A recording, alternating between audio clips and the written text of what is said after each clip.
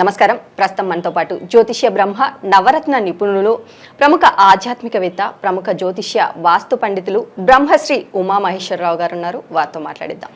నమస్కారం గురుగారు. ఆయుష్మాన్ భవ. గురుగారు, జూలై నెలలో మరి తులారాశి వారికి ఎలా ఉండబోతుందో తెలియజేయండి. తులారాశి వారికి సప్తమ స్థానమైన మేషరాశిలోని కుజుడు చంద్రుడు దృష్టి తులారాశి మీద ఉంది. అంటే శుభదాయకమైన దృష్టిగా చెప్పబడుతుంది. తులారాశి వారు ఈ యొక్క మాసము యందు ధనములుగా కానీ స్థలములుగా కానీ ఇళ్ళ గురించి కానీ యోచన చెయ్యండి. మనం కొనాలి అని. ఇంకా భార్య పేరు మీద, భర్త అయితే భార్య పేరు మీద కొనడానికి చేయండి. అలాగే భార్య ఉద్యోగం చేస్తుంది, భర్త ఏదో వ్యాపారం చేస్తున్నాడు, భార్యకి ధనం వచ్చింది, భర్త పేరు మీద కొనండి. భార్య అయితే భర్త, భర్త అయితే భార్య. కళత్ర భావ విధానం. అంటే తులారాశికి ధన సప్తమాధిపత్యాన్ని వహించిన వాడు కుజుడు. కుజతత్వం యోగదాయకంగా ఉంది, ఇక్కడ శుభదాయకమైగా ఉంది, శుభగ్రహంగా మారింది.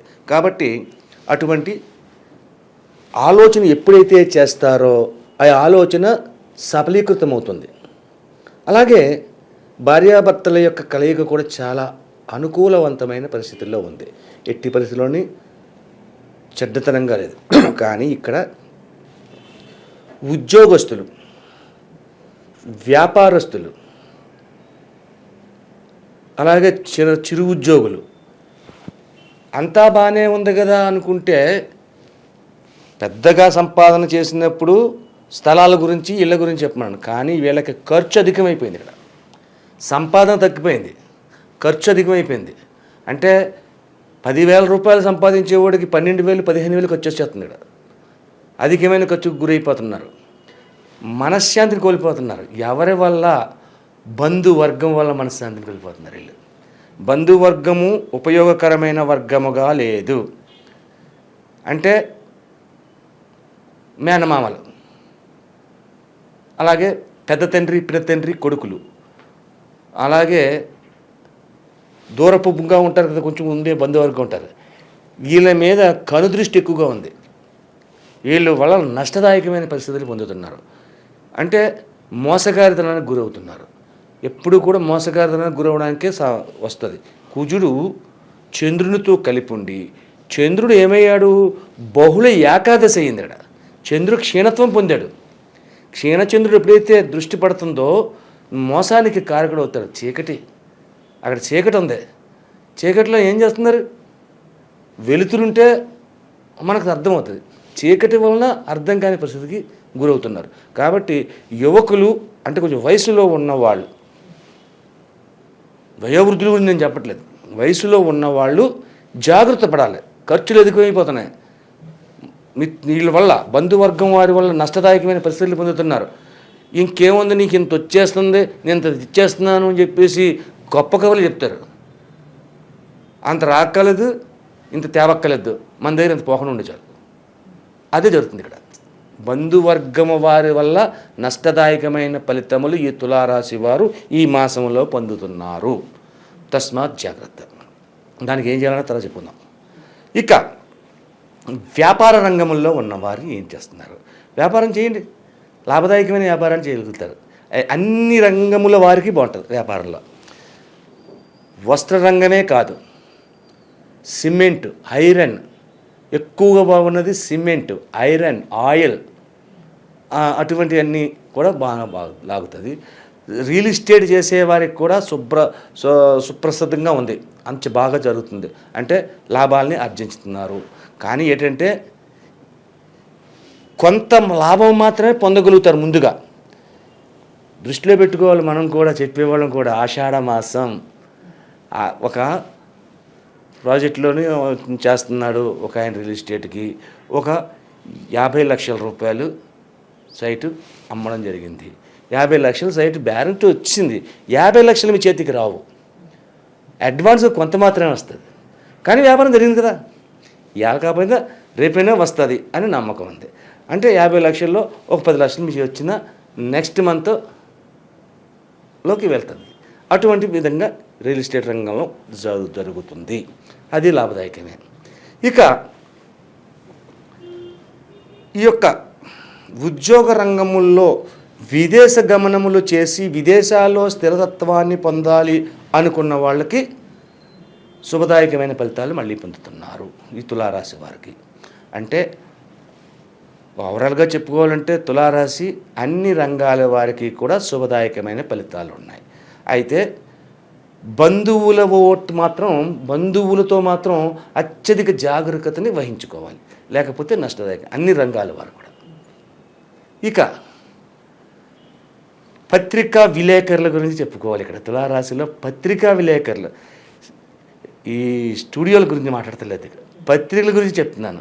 పత్రికా విలేకరులకి ప్రాణగండం అనేది చూపించబడే పరిస్థితి కలుగుతున్నది.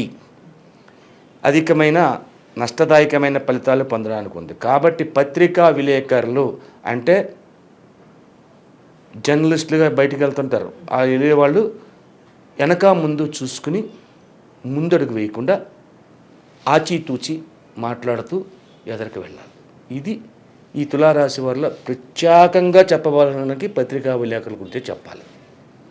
అయితే ఈ యొక్క తులారాశి వారికి బంధువర్గం వారి వల్ల వస్తున్న కష్ట నష్టములు, ఈ పత్రికా విలేకరుల గురించి ప్రాణగండములు ఇటువంటి తగ్గాలంటే మనం ఏం చెయ్యాలి, ఏ పరిహారాన్ని చేస్తే ఇందులోంచి బయటికి వస్తారు తులారాశి వారు?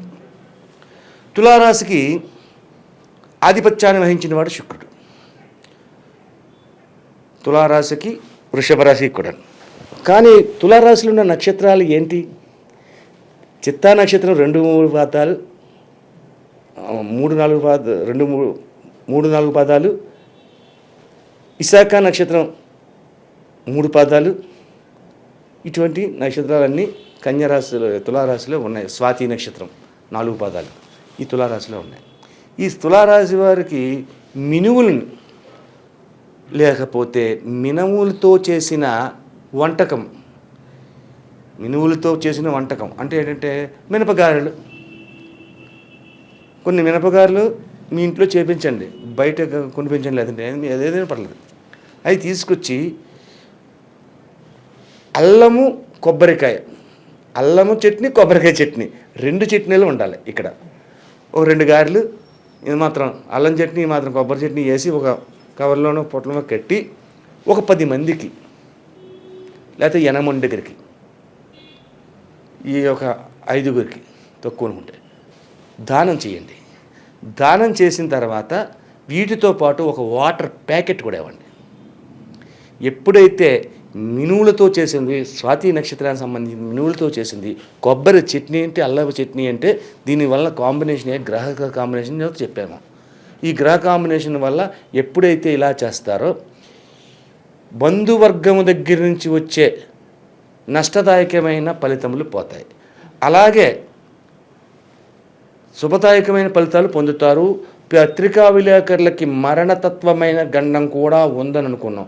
దానికి అల్లం, కొబ్బరి, మినువులు అంటే రాహు, అల్లం అంటే కేతు వస్తున్నాడు, కొబ్బరి అంటే గురుతత్వం వస్తుంది. ఇవన్నీ ఎప్పుడైతే కలుస్తాయో శుభదాయకమైన ఫలితాలు వస్తాయి. అందువల్ల ఈ యొక్క పరిహారాన్ని చేయండి. ఇక ఈ యొక్క తులారాశి వారు ఈశ్వరతత్వాన్ని తీసుకోండి. ఈశ్వరుని గుడికి వెళ్ళండి. ప్రతి సోమవారం, ఎన్ని సోమవారాలు వస్తాయి అన్ని సోమవారాలు వెళ్ళండి, అభిషేకాలు చేపించండి. అలాగే ఈ పత్రికా విలేకరులు ఎవరైతే ఉన్నారో అభిషేకం చేసే ముందు నవగ్రహముల చుట్టూ 9 ప్రదక్షిణ చేసి మరల కాళ్ళు చేతులు ముఖము కడుక్కుని విభూతిని ధరించి అప్పుడు అభిషేకం చేయించండి. పత్రికా విలేకరులకి ఇది మామూలుగా అభిషేకం చేసుకుంటుంది, సరిపోద్ది.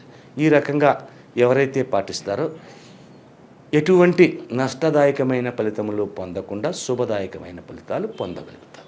అలాగే గురుగారు, తులారాశి వారికి జూలై నెలలో ఎలా ఉండబోతుంది, అలాగే వారు పాటించాల్సిన పరిహారాలు ఏంటి అనేసి చాలా చక్కగా వివరించారు. ధన్యవాదములు.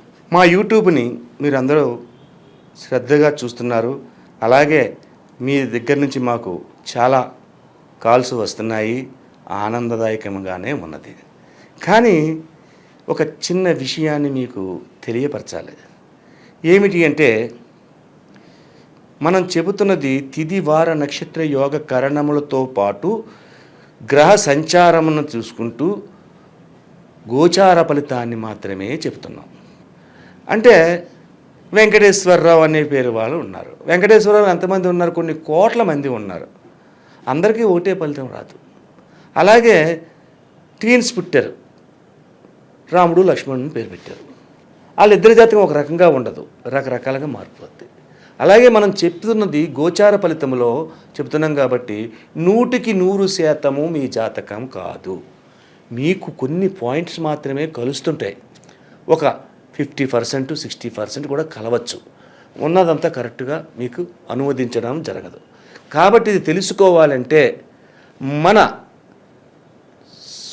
స్వజాతకము అంటే ఏ తిథి వార నక్షత్ర యోగకరణాల్లో పుట్టాము, ఏ నక్షత్రంలో పుట్టాము, అటువంటి సమయంలో పుట్టాము, దీని వలన జరుగుతున్న గ్రహబలం ఏంటి అన్నది. అంటే ఇక్కడ మనం చెప్పుకోనిది ఒక్క గోచార చక్రాన్ని మాత్రమే చూసి చెప్తున్నాం. అదే మీ జాతకాన్ని చెప్పాలి అంటే